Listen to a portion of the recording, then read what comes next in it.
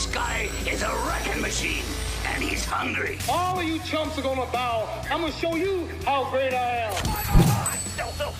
Money. You're listening to The Real Estate Debate with Mr. Credit on AM 760 KFMB. If you'd like to contact Mr. Credit, visit mrcredit.org.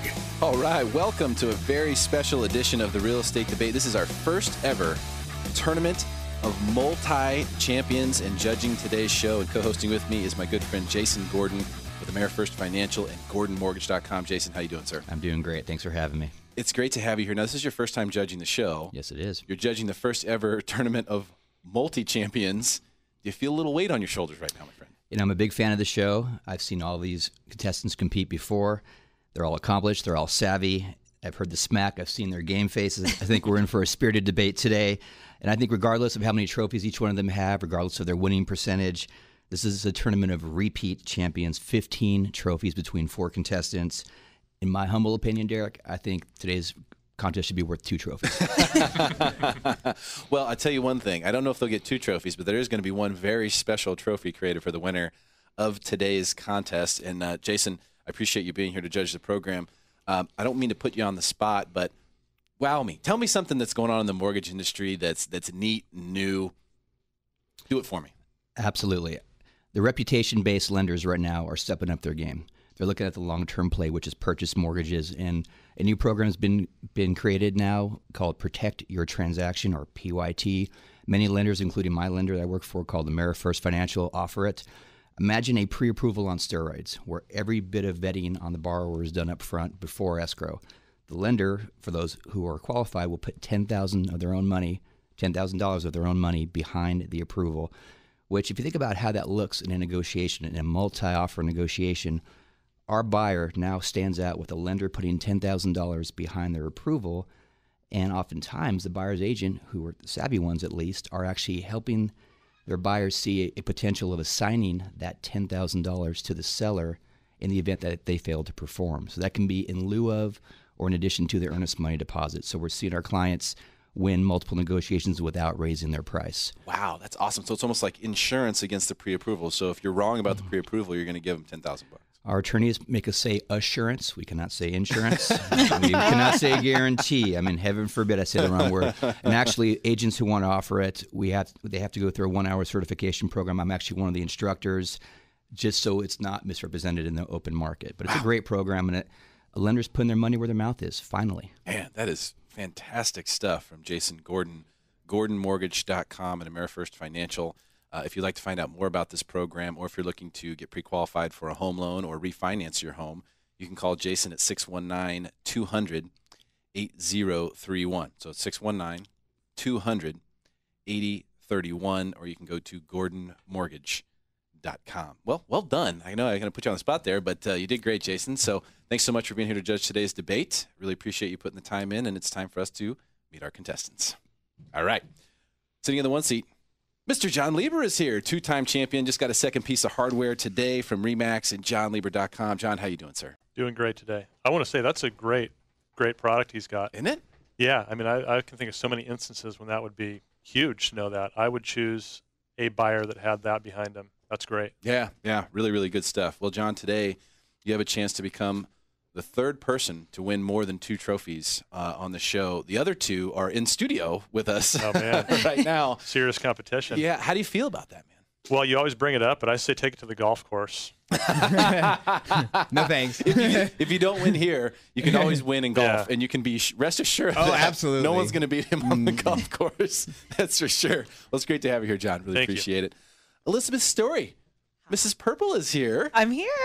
5-time real estate debate champion. That's the second most wins in the history of the show from StoryEstates.com.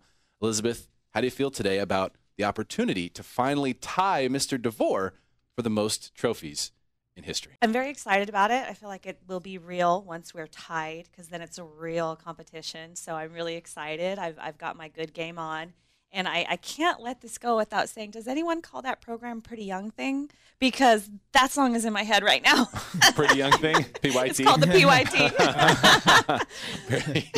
So hopefully we can come back from the break with a little PYT. Hopefully, yes.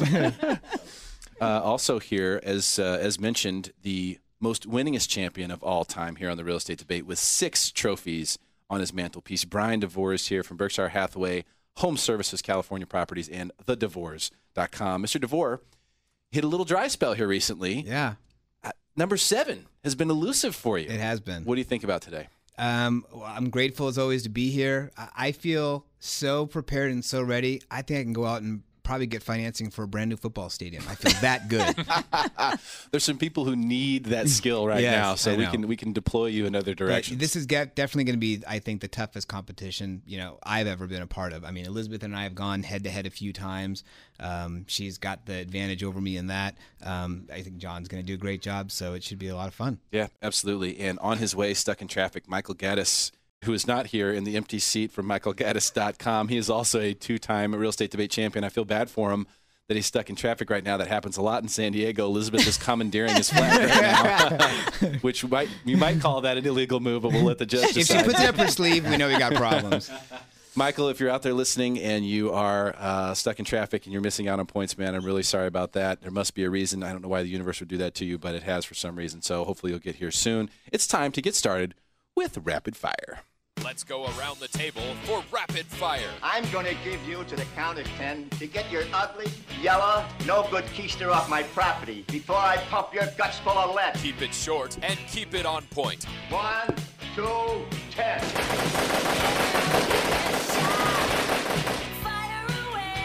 Keep the change, you filthy animal.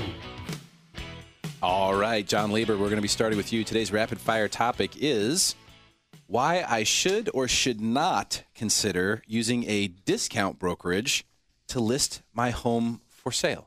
Mr. Lieber. So I think this is the bottom line point here. So most of the good listing agents are going to probably on average get 98 to 99% of the list price of the home when it's sold. The average in the MLS is about 96%, and I would say the average discount brokerage is going to be less than that just in terms of how skilled the listing agent is. So really, you're giving up 2.5% that you're paying to a listing agent, and you're giving up 4 or 5% to get it. So it just doesn't make sense. So you're going to cost yourself bad money. transaction. Yeah. Bad investment. Okay. No, that makes sense, and I appreciate you bringing up the numbers. Elizabeth Story. If you're using a discount firm, then you're using a firm that clearly can't negotiate with their clients. And if you can't negotiate with your client, how can you ever negotiate on behalf of or for your client? Ooh, that's a big one. Well done.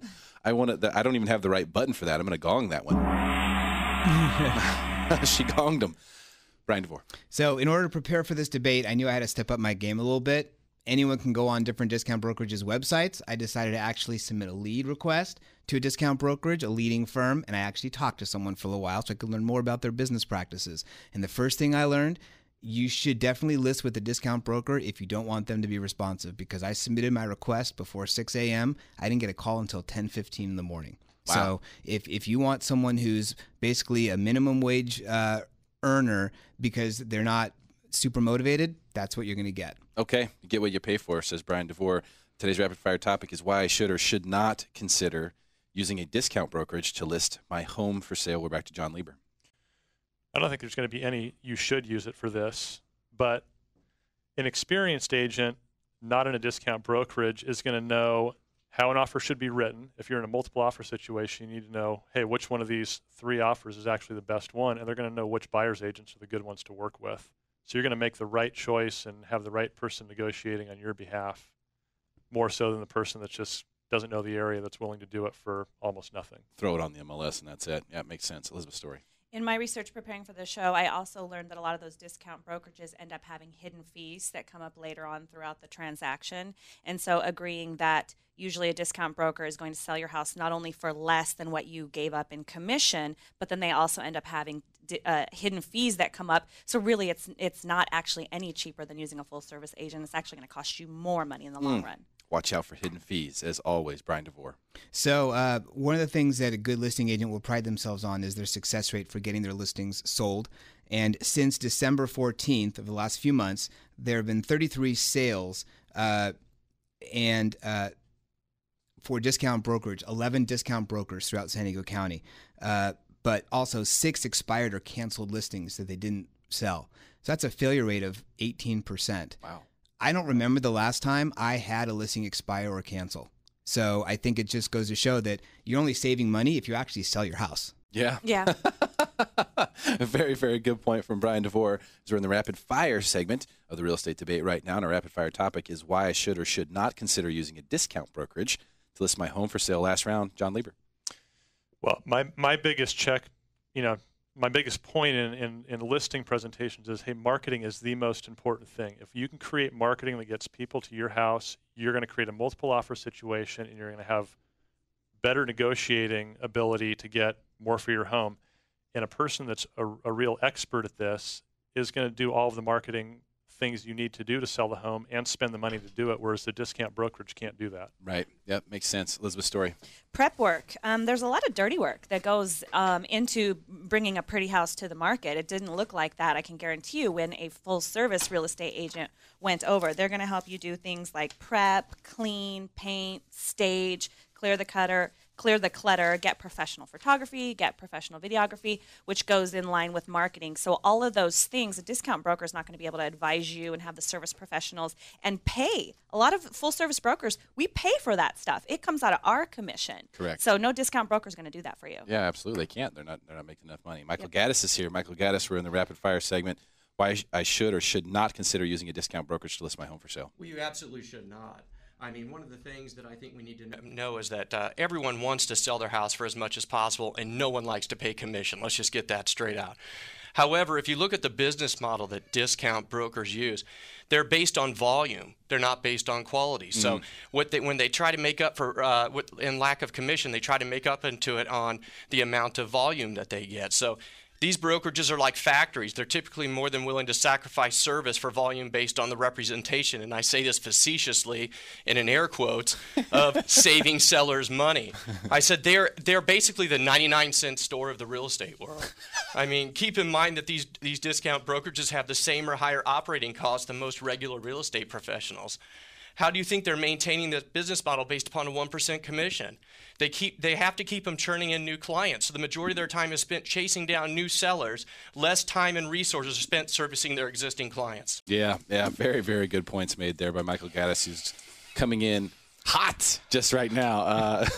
Almost out of breath. Bryan Devore. Well, I thought we were only supposed to have 5 seconds for each answer, but that's okay. Well, Michael you took like did a minute great last job. time. That's okay. No problem. Lastly, you don't want to go with someone who is not necessarily going to keep their promises. For example, and this could be other brokerages as well, but it's typical among those who aren't making as much money. For example, the websites say they do professional photography, and I took a look at the listings that are on the market right now from 11 different discount brokerages. None of them had professional photography. One had the photographer in the picture. They also say that they do their business model, they'll double end the deals, right? So that way you don't have to pay as much money to the buyer's agent. Well, in fact, of the 27 homes sold by 11 discount brokers over the last 6 months, only 2 were double-ended. Okay, very good points made by everybody. All right, coming up, it will be time for hot or not so hot. We'll check in with our judge, Jason Gordon, to see what the scores are. We'll continue to make you smarter than everyone else. Stick around. Welcome back to the Real Estate Debate with Mr. Credit on AM 760 KFMB. All right, welcome back to the very first ever tournament of multi-champions here on the Real Estate Debate. We've got John Lieber, Elizabeth Story, Michael Gaddis, and Bryan Devore as our contestants today. Judging the contest is Jason Gordon with AmeriFirst Financial and GordonMortgage.com. Jason, how do the scores look through the first segment? First, I got to say I agree with all the contestants. If you think hiring a professional is expensive, wait until you hire an amateur. I've got a pretty close race here. I've got John currently with 7, Elizabeth with 8. Michael came in hot on his limited stay here and got 3, and Brian's got 9 currently. Wow. All right. I like it. This guy's giving away the points, man. All right, let's get into hot or not so hot. Time now for hot or not so hot. So hot right now. Let's find out if your neighborhood is heating up. It's hot. Or if your district is on the decline. I am completely miserable, San Diego. I'm always going to get a kick out of that part. Hot or not so hot. We're starting with Elizabeth's story. This is where our contestants will tell us about a specific market or market area in San Diego, which they believe is either hot or not so hot. Elizabeth. Sorry, I was on the wrong segment. My hot market right now is actually University City. There are only 2 months worth of inventory in University City right now. Really? It's an interesting area. It's a lot of older homes. You know, you do see a lot of more dated homes, but the location is really excellent. I mean, it's so central. You're next to the 805, you're next to the 5, you're next to the 52. The school districts are great. You're next to the college, which will always keep, you know, the rental in the community high or successful. You know, you go west to La Jolla, you go north to Carlsbad. So, you know, with 2.4 months of inventory in UTC right now, that's definitely one of the hottest markets around the county. My not hot market continues to be poor little Del Mar, but it's getting a little better. And something interesting about Del Mar right now is actually the population in Del Mar has been declining. Yep. In 1990, there were 19,885 people. In 2000, there were 13,938. And in 2010, there were 13,154. So the population in Del Mar is declining, I would venture to say, because it's not so affordable. And I also learned that the majority of homes in Del Mar, 5,287 of them, were built between 1960 and 1989. The rest, 1478, were built after that. Yeah. So it is an older community. Yep. And the population is declining. Okay, I like that. I agree, actually, with you on both UTC and Del Mar. Michael Gaddis, hot or not so hot? Well, you know, when I look at things analytically from a data standpoint. So everything's numerical to me. So I spent a lot of time in the last couple of days just analyzing different market data up in different various regions. And what I found is a very, very hot area is San Elijo Hills and San Marcos. So San Elijo Hills is located just 6 miles from the Pacific Ocean and the rolling hills of San Marcos. And it's a master planned community with a town center and a bunch of nice things like that. But what amazes me is that there are 29 active listings currently on the market. And in the median days on market for these listings is 18 days. So they're really relatively new. There are 29 pending listings. The pending listings went pending in 12 days.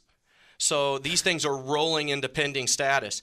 Since January 1st of this year, there have been 40 closed listings in San Elijo Hills, and they have been on market a median days of 16, just 16 days. That's crazy. So everything going into San Elijo's is quickly going out. And keep in mind that San Elijo Hills is an area that is, for the majority of it, it's encumbered by Mello-Roos and things like that. So those don't seem to be, you know, dissuading any of the potential home buyers from coming in there and buying houses. I had a listing there recently, and, you know, within just a matter of days, we had 22 showings and 7 offers. It's just super hot up there in San Elijo Hills. San Elijo Hills is on fire, Michael Gaddis says. Bryan Devore.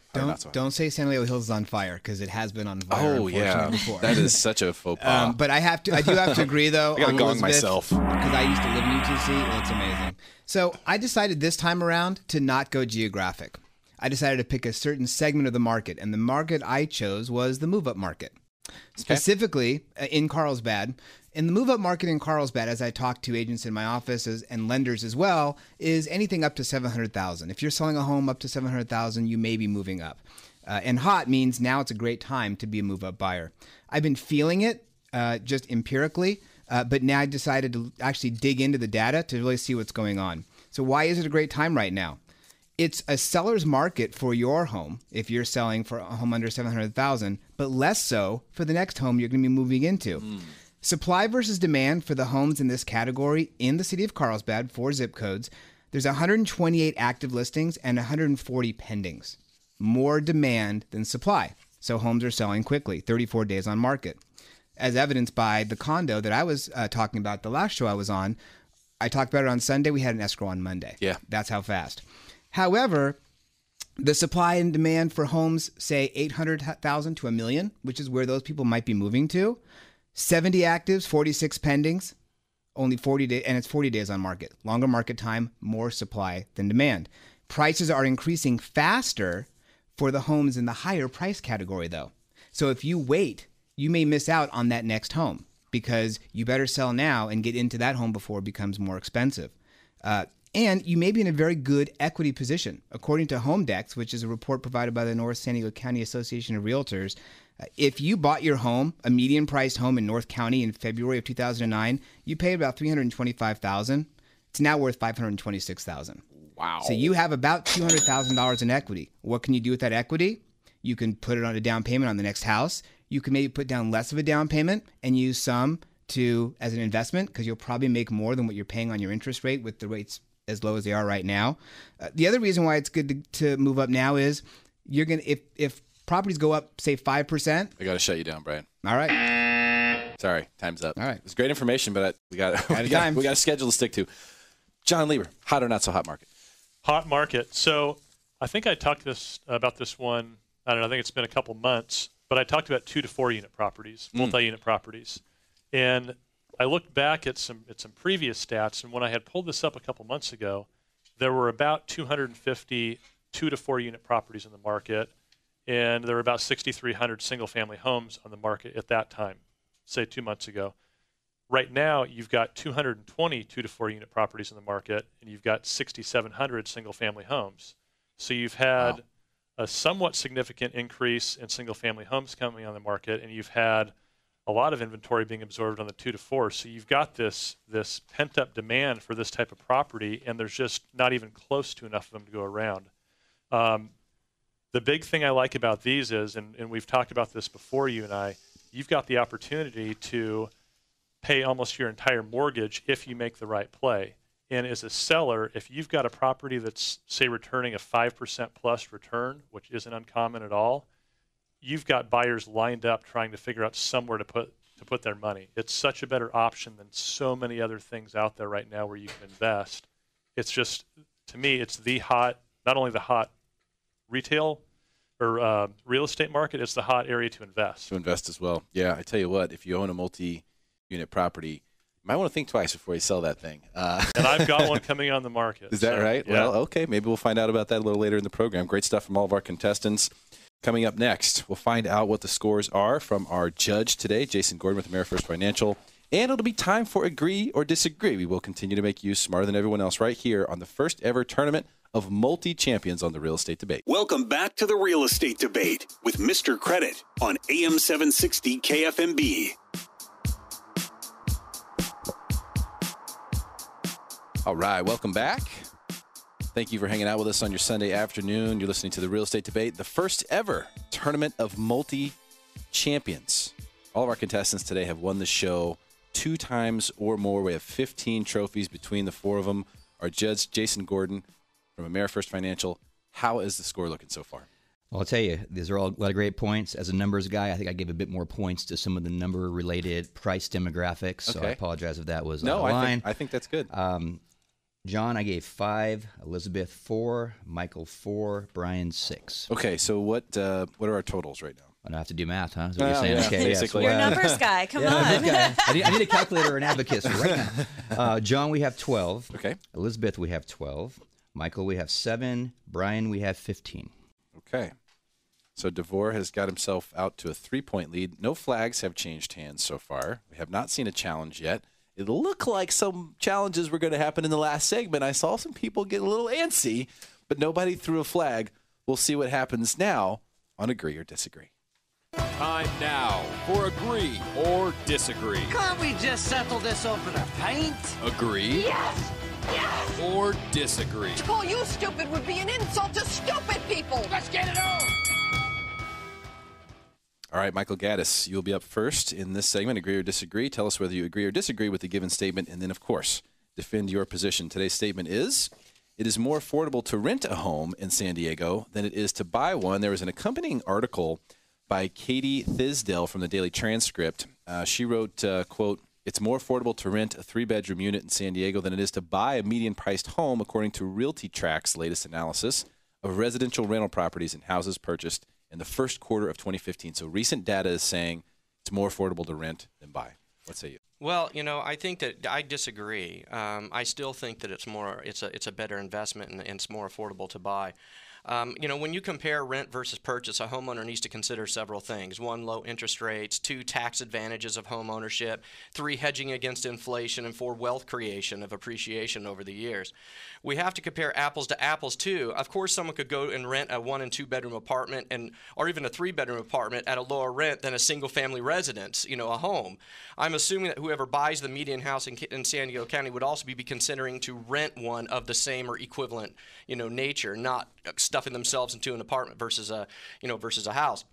According to the California Association the median home price in March of 2015 was $530,000, up from $499,000 in February. The Union Tribune came out with an article today that said it was $456,000, but we're going to discount that and use CAR's numbers. So basically, Paragon says that a house of that nature would be 3 bedrooms, 3 baths, and 1,850 square feet roughly. So to rent a house, I looked at Craigslist. I pulled up all the Craigslist listings that meet that criteria, found out there were 53 of them, added them all up, divided it out to see how much the average rent is for homes like that, and it's $2,790 per home. So if you look at what it takes to buy one of these houses, a VA, 100% financing, 3.375%. Would be a PITI payment of around $3,077. If you take into consideration the tax savings, it would net out at $2,469, which is still lower than that $2,790 number. FHA 3.5% down, 3.625% interest rate, $3,420 PITI. With a net after tax savings $2,829. A conventional 20% down at 4.125% would be a PITI of $2,739, netting out at $2,217. And a conventional at 10% down would be $3,172, netting out after tax savings at $2,604. So you could see that those numbers are still, most of them are still coming below the rent numbers. Now, of course, there's some ancillary costs with home ownership, but if you offset that against the wealth creation value, of owning a home, I think it weighs still heavy in buying versus renting. Yeah, no, great points you make. Also, you're paying principal in that payment, too. Bryan Devore, do you agree or disagree with the statement that we pulled from the daily transcript here in Katie Tisdale's article, which basically said, I'm paraphrasing, but it is more affordable to rent a home in San Diego than it is to buy one? Well, when I started looking at my answer, at how I was going to do this, and I got pretty far into it, I stopped myself because I had to remind myself, we're not talking about which one should you do. Should you own or should you rent? What we're talking about is which one's more affordable. So I want to make that clear that that's what I'm going to be answering. I do think it's better to own than to rent in some cases not.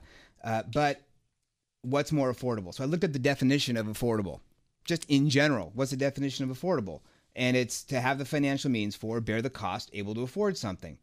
My short answer is I disagree with the blanket statement that she makes, that in general, it's more expensive to own than to rent. And because you have to look at it area by area, just like everything in real estate. Real estate is highly localized. So I decided to look at 4 different markets: Carlsbad, downtown San Diego, Mira Mesa, and Chula Vista. Okay. Just to see, is it more affordable to own or to rent? And the caveat I used, Michael looked at Craigslist for rentals. I looked in the MLS to see specifically what closed, because Craigslist is good to see what's out there, but we don't know what they actually rented for. It may have rented for much less or more. We don't know. So if I use the assumptions that they use about the 3-bedroom home rental versus the median priced home with 10% down, and I use some other criteria as far as interest rate and taxes and so forth, Carlsbad, it cost $571 more to own than to rent. But this was before your tax benefit. So this is all pre-tax benefit, okay? Mira Mesa, $49 more to own, $49. Downtown, it's about a wash. And Chula Vista, it's $28 more to own. Now you factor in the tax benefit. I'm not a tax expert, so I can't tell someone if they're going to be saving money on taxes or not. But if you factor that in, most cases people get the tax benefit. It's way more affordable to own than to rent. If you take specific homes, it's even bigger than that because, for example, in Carlsbad, there's a home in Calavera Hills that it was $160 cheaper to own it, a certain one that actually sold in a complex, versus to rent the same model. And it goes on down the line. In downtown, the cheapest rental is $3,000. Yeah. So that's crazy. And if you put more money down than 10%, it's even more of a difference. The biggest problem, though, and so again, I disagree. The biggest problem we have, and it just came up in an article today, housing prices threaten growth, and rentals are going up, home prices are going up, and that could be a problem for economic growth in general, but that's for another debate. Well, I love the data that you guys have, the research that's been done here to help make this point. This is amazing, the amount of information. We've got to figure out how to blog all this stuff. I don't know how we're going to get all this on the blog. I got pages for I this? got all kinds of stuff I can give to you. Yeah, please do. We'll post that. This is great stuff. All right, we're still in agree or disagree. We're over to John Lieber now. John, do you agree or disagree with the statement it's more affordable to rent a home in San Diego than it is to buy one? I disagree. I will say there are certain cases when in the short term it might make a little bit more sense to rent. But the beauty about San Diego is you've got so many different options at all price points. You really have homes that are decent, and I'll say they're probably condos, for $200,000. You can buy a multifamily property like I talked about, and you can come up with a total mortgage payment after you net out the rental income that's probably the same price as renting a room somewhere. So you can create a lot of different options to make it much more affordable than renting if you're willing to do something like that. The other thing here is looking at the long-term implications of renting versus owning. Let's say, for example, you've got a $2,000 a month rental right now. If we're assuming that there's probably a 3% rental increase per year, in 10 years that's about $2,700. In 20 years it's $3,600. And in 30 years, it's $4,900 is your rent. And guess what? In year 30, the other guy owns his home outright, and you're paying $4,900 a month in rent. So unless you're only going to be in an area for a couple of years and don't want to deal with all the hassle, and it is a bit of a hassle getting situated and trying to figure out where you're going to be and everything else, long-term investment-wise, it's such a better investment. One of the things I had pulled up was the National Association of Realtors says the average net worth of the homeowner is $200,000 nationwide.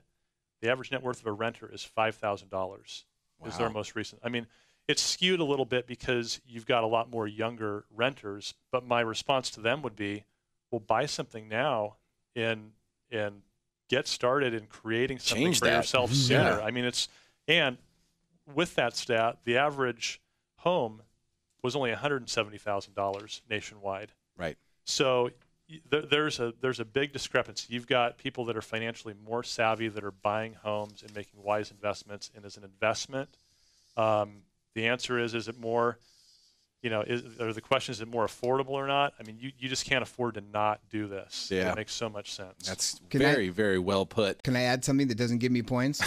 It's fine with me. But you said average rent increase of 3%. Yeah. Nationally, it's 14% right now. Yeah, it's off the charts. Crazy. Yeah, I just went with a conservative No, number. I know, exactly. But it's even more so. Yeah. Yep. Oh, good point. Elizabeth Story, do you agree or disagree with the statement? It's more affordable to rent a home in San Diego than it is to buy one. Well, I think Katie's making a statement, a very sophisticated statement with very unsophisticated data. So she was using, and I want to really make this clear, she was using fair market rent versus median income and only a 10% down payment, which is more expensive than buying a house using 20%, as we all know, because of mortgage insurance. So that's the data that she is using. I chose to look at this like a client, not as the market as a whole, because whether or not it's cheaper to rent or buy is a very, very individual situation. It's a very sophisticated, and there are 15 different factors at minimum that you need to put into a calculator to answer that. Their tax benefits, building equity, how much you can afford to put down, interest rates, your desired lifestyle, where you want to live, rental rate increases. According to the Union Tribune, from 2004 to 2014, the average rent in San Diego County rose 24%. That same article says that by 2019, there will be a 19% increase in the current rents. Okay, so if you use those numbers, it changes the game when you're actually looking at real and true market data. You also have to consider inflation rate and return on your investment. So if you're you're renting because you want to save this much money, well, what are you doing with the money? If you're spending it in the bar, then it's not working for you. If you had been spending it on your house, it would have been working for you. It was working for me. Okay, so what are you doing with your quote-unquote savings if you are, in fact, actually saving? Because if it's caught in your house, it's no longer liquid and it's accruing equity, whereas if you're not investing it at whatever rate of return that you're supposed to get, then it's lost money. So those are all the factors that you need to look at. So what I would tell people is, also consider millennials. They're moving out of their parents' houses, and previous homeowners who are choosing to rent and still have credit issues from the Great Recession, they're going to be renting in very different areas, right? Somebody who has 2 kids and cares about school districts probably going to be in, North County or El Cajon, whereas the millennials, they don't want to drive. They want to walk everywhere. So they want to live in downtown, and they don't care whether they're getting equity or not because they just care about location. So the bottom line for me is it's a very individual, very sophisticated question that you really have to look at all the numbers side by side to really know what the true math is. So I did the math. I did it more realistic because I don't think a lot of us here are making the median income. So I did it at $725 purchase price, 20% down, 30-year fixed, 3.75% interest. If rents go up 4% and you stay there only 5 years, then it would be cheaper to rent at $26.65 for that exact same house. Now I'll challenge you to go find one. If rents go up 10%, then the money that you have to work with now goes to $23.78. And it also matters how long you stay in the house. If you stay in the house for 20 years, that number goes down to $800. What? And I just had to put in an offer on a property, for example, where the people renting it had been there 20 years. So it's not just about what the price is, it's how long you're going to stay there. If you stay there 30 years, you don't even have rent anymore. You're mortgage free. So the answer is you can't answer the question without knowing the whole situation. You need to know the totality of the circumstances. That's Totally right. agree. That was a blanket statement. That was an awesome rant. That's going to make a very good YouTube video right there. I have a feeling. All right. It's that time. When we come back, it's time for the win. Who will walk away with the first ever Tournament of Multi-Champions trophy here on the Real Estate Debate? Stick around. We'll make you smarter than everyone else. It's guaranteed. Welcome back to the Real Estate Debate with Mr. Credit on AM 760 KFMB. All right, welcome back. Thank you for hanging out with us on your Sunday afternoon. We are in the midst of a very heated real estate debate, the first ever Tournament of Multi-Champions. Who will walk away the first ever champion of the Tournament of Multi-Champions? Will it be John Lieber, Elizabeth Story, Michael Gaddis, or Bryan Devore? Our judge today, Jason Gordon with AmeriFirst Financial from GordonMortgage.com. Tell us what the scores look like so far, 3/4 of the way through. Well, I got to say, that was probably the best round I've seen so far. That's awesome. Not just today, but in watching the show. The economic and financial wherewithal, the bigger picture, long-term context that was being used, it was great. And for all the attorneys listening, none of these folks actually quoted any interest rates or gave any tax advice. So I'm doing you guys a favor there because I heard a couple of claims that just want to make sure we keep everyone in good shape. Michael's an attorney. Very good, very good. So I did think that Michael came out swinging, really a lot of great points. And Elizabeth came, just very strong at the end as well. Bryan and John, very strong. You want the total so far? Yeah, total. Okay, so I've got it currently with John at 20, Elizabeth with 21, Michael with 15, Bryan with 21. Oh, wow. Really, really close here as we head into Listing of the Week. Time now for the Listing of the Week. Oh, my God. Look at this, you guys. I'm going to start the bidding for this $8 billion. Here's your chance to pitch us your most prized property. Go ahead. Make my day. All right, Bryan Devore, you are up first. Tell us about your Listing of the Week. Well, it's plural. It's listings of the week. Mm-hmm. And the reason why is because they're both in the same community. Guess which community that might be? Rancho Creo? It's Rancho Creo. So I have two incredible opportunities, and it ties into the fact that we're on the show right now on Sunday afternoon, okay? So I have two listings that are ideal for people who are looking for their first home or maybe a slight move up as well. They're both being held open right now, and I'm going to give your listeners an opportunity to get a special 1 hour showing without anyone else being around. The first listing, the address is 6164 Paseo Tapajos. All the addresses in Rancho Creo have Hispanic names. It's a 3-bedroom home plus a loft, which can easily be converted into a bedroom. 2.5 baths, 2259 square feet. It is super clean and absolutely move-in ready, and it has expansive views of Creo Valley, 180-degree views. From the master deck. It's listed for $739,000. Okay. And that's a price point that is moving fast in Rancho Creo. The next home is 3254 Rancho Famosa. It's a 6-bedroom, 3.5 bath home, plus a bonus room. 3,050 square feet. The kitchen and bathrooms look like they're out of HGTV. They're absolutely incredible. $799 to $835. And both homes can be viewed right now at an open house. If you come, we'll stay an hour late just for your listeners to come take a look.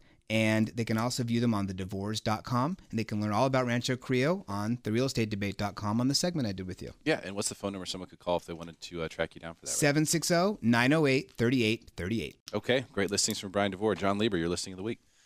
My listing of the week is in the La Mesa Village, and it's 4278 Summit Drive. And Summit is exactly how it sounds. It's right on top of Windsor Hill, which overlooks everything. You're looking over all of La Mesa, all of the El Cajon Valley. It's fantastic. It's a 2,952 square foot, 3-bedroom, 3.5 bath, and it's got a granny flat with a separate kitchen.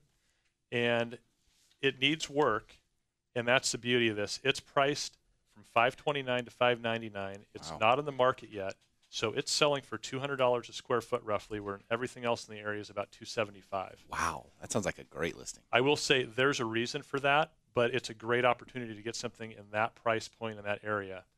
In terms of area, I was thinking, well, this was really the area, if I wouldn't have gone with 2 to 4s, that I would have focused on, because La Mesa Village is just, one, they're doing a huge multi-million-dollar renovation of the whole downtown area. You're able to walk to different restaurants and coffee shops and get some of that North Park type feel in La Mesa. And it's just a fantastic opportunity where you've got early 1900s craftsman home. You've got mid-century moderns. You've just got a wide array, and this is just one of the best deals anywhere in that area. If someone wanted to reach out to you, John, and find out more about this property, which sounds like a great listing to me, how would they get a hold of you? Either johnlieber.com or 619-922-1000. Awesome stuff. Elizabeth Story, your listing of the week. My listing of the week is a commercial property. Am I the first one to pitch a commercial property Yes. on this show? All right, points for that. All right, this is a really cool property. It's a triple net tenant. That means they're responsible for taxes, insurance, and common area maintenance. It's a very hot market area that has a density which is almost 3 times that of San Diego, which is Logan Heights. It is a corner location, which you definitely want with commercial real estate because you get good sign frontage. It's a single tenant who personally guarantees the property. The tenant does over $100 million in business in 16 locations around San Diego County. You can actually see the Coronado Bridge from the building. It's got easy freeway access from the 5 or the 15. It's close to downtown. It's near Petco Park, and it's near the potential site for the new Charter Stadium. It's a 3,300 square foot building on a 7,000 square foot lot. It does have secure parking for the employees and frontage on National Avenue, which is one of the busiest streets in that area. It's offered at a 4.145 cap rate. You can contact me at info@storyestates.com for the brochure. Give me a call at 619-742-3979 or visit my website at storyestates.com. And there are 2 5-year lease extensions available and 3 more years on that lease. Wow, that sounds like a really interesting opportunity. It's a great property. Great stuff, Elizabeth Story. Michael Gaddis, your listing of the week. Well, I'm going to take us to Rancho Bernardo. I have a listing in the Reunion at 4S Ranch. It's located at 10217 Paseo de Linda. It's a 5-bedroom with an optional 6-bedroom, 3.5 bath, 3,804 square foot home. It's very unique. It's a former model, is highly upgraded throughout with wood floors, 4 fireplaces, granite, spacious floor plans, etc. You know, of course, it has the award-winning Poway schools, and it has not 1 but 2 master bedrooms with en-suite baths, literal master bedrooms, 1 upstairs, 1 downstairs. So for those of you who can't decide or want one or the other, here you go. But the most incredible feature of this house is the courtyard area. On 2 sides of the courtyard are giant windows and French doors opening into the house. The 3rd wall is a magnificent outdoor fireplace, but the 4th wall, which used to be the exterior wall of the 3rd car garage, has been converted into an outdoor kitchen. It was done by the builder, and it is the most amazing thing I've ever seen. This is not your normal exterior kitchen. It has large stainless steel windows and doors that automatically roll up, granite countertops, Sub-Zero refrigerator, Viking stoves, kegerators, granite kitchen countertops, travertine flooring, Bosch dishwasher. This kitchen literally looks like a high-end kitchen inside of a normal house. It is amazing. You have to see it to believe it. Sounds like a great property, Michael. How would someone get a hold of you if they want to find out? They can go to michaelgaddis.com or call me at 760-696-1425. Okay, fantastic stuff from all of our contestants. Sorry to rush the listings of the week. We're just running out of time here as Jason Gordon, our judge, will be stepping up here to announce the winner of the very first ever Tournament of Multi-Champions. Will it be John Lieber with Remax at johnlieber.com, Elizabeth Story with storyestates.com, Michael Gaddis with michaelgaddis.com, or Bryan Devore with thedevores.com. Jason? This was tough.